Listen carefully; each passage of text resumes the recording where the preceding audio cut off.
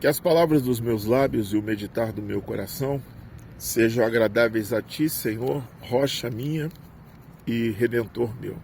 Eu quero ler um texto da palavra de Deus que se encontra aqui no Santo Evangelho de Mateus, capítulo de número 6, verso de número 24, que diz assim: ninguém pode servir a dois senhores, porque ou há de odiar a um e amar o outro, ou há de dedicar-se a um e desprezar o outro. Não podeis servir a Deus e às riquezas. Evangelho do Senhor, louvado sejas, ó Cristo. Acabamos de ler um texto da palavra de Deus que ele fala sobre o dualismo. Deus e as riquezas.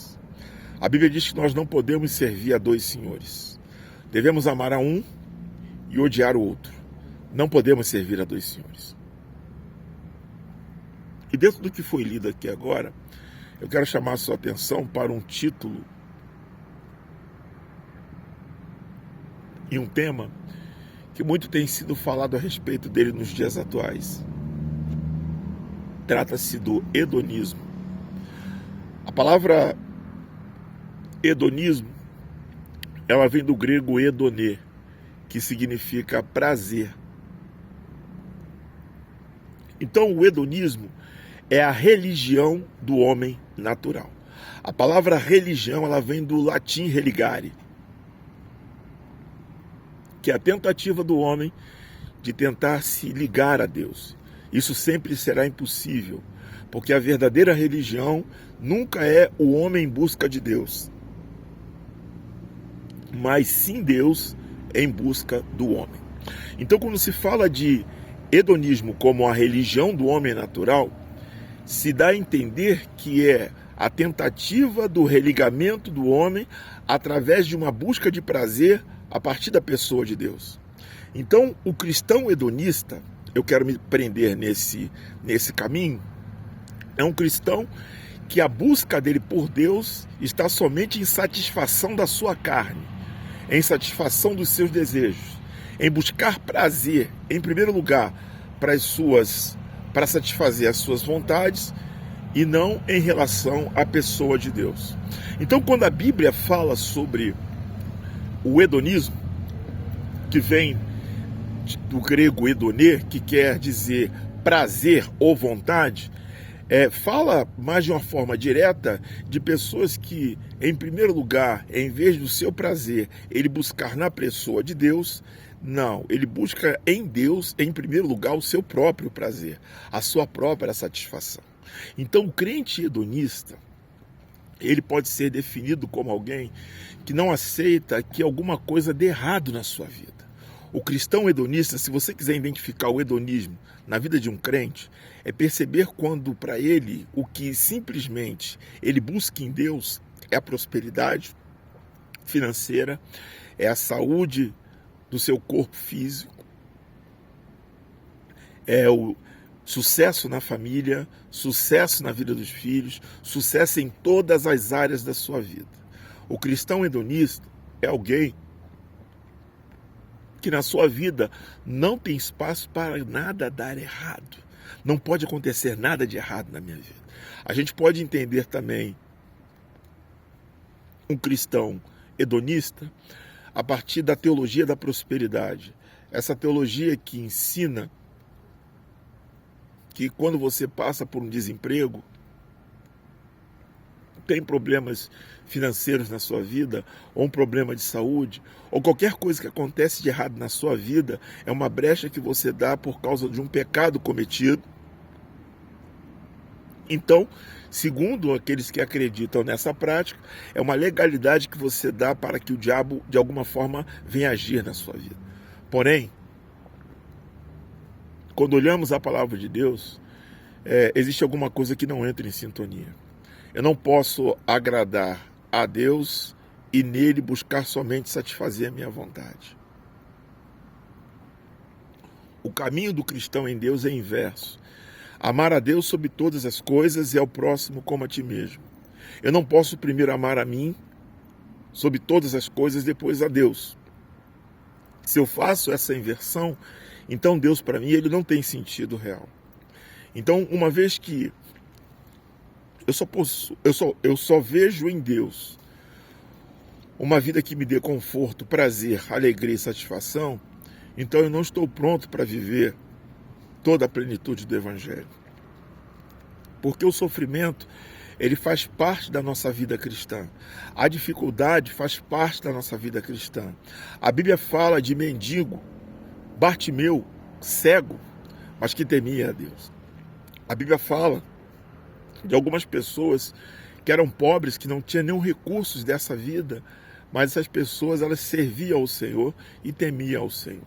Então, nem pelo fato de lhe faltar pão na sua mesa, conforto na sua casa, isso não tirava dessas pessoas o mérito delas em Deus encontrar uma satisfação real.